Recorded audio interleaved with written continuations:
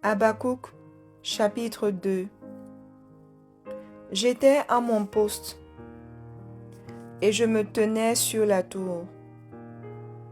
Je veillais pour voir ce que l'Éternel me dirait. Est-ce que je répliquerais après ma plainte?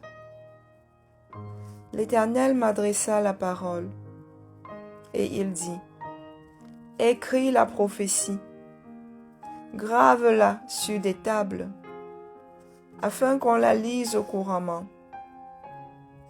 Car c'est une prophétie dont le temps est déjà fixé. Elle marche vers son terme, et elle ne mentira pas. Si elle tarde, attends-la, car elle s'accomplira. Elle s'accomplira certainement. Voici, son âme s'est enflée. Elle n'est pas droite en lui. Mais le juste vivra par sa foi. Pareil à celui qui est ivre et arrogant, l'orgueilleux ne demeure pas tranquille. Il élargit sa bouche comme le séjour des morts. Il est insatiable comme la mort. Il attire à lui toutes les nations.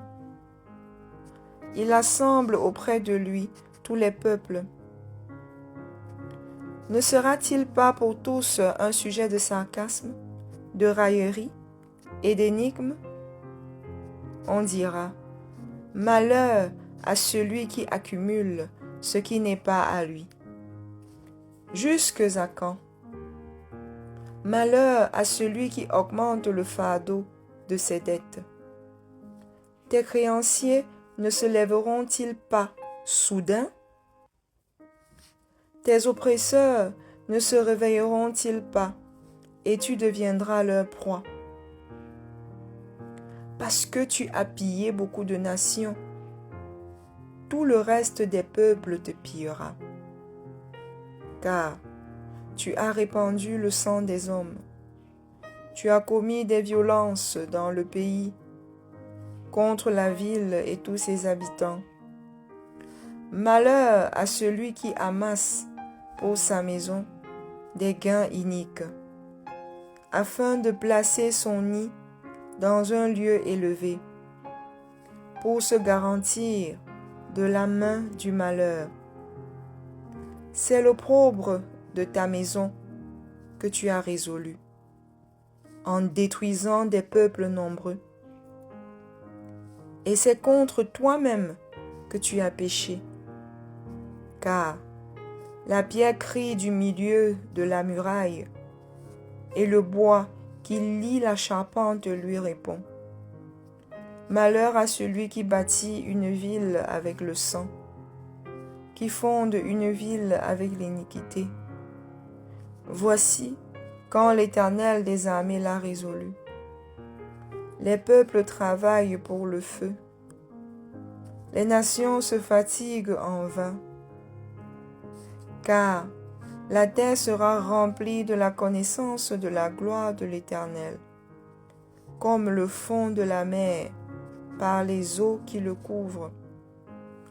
Malheur à celui qui fait boire son prochain, à toi qui verses ton outre et qui l'enivre afin de voir sa nudité. Tu seras rassasié de honte plus que de gloire. Bois aussi toi-même et découvre-toi. La coupe de la droite de l'Éternel se tournera vers toi, et l'ignominie souillera ta gloire. Car les violences contre le Liban retomberont sur toi, et les ravages des bêtes t'effrayeront, parce que tu as répandu le sang des hommes et commis des violences dans le pays contre la ville et tous ses habitants. À quoi sert une image taillée pour qu'un ouvrier la taille? À quoi sert une image en fonte et qui enseigne le mensonge, pour que l'ouvrier qui l'a faite place en lui sa confiance, tandis qu'il fabrique des idoles muettes? Malheur à celui qui dit au bois, lève-toi, à une pierre muette, réveille-toi. Donnera-t-elle instruction? Voici, elle est garnie d'or et d'argent, mais il n'y a point en elle un esprit qui l'anime. L'Éternel est dans son saint temple. Que toute la terre fasse silence devant lui.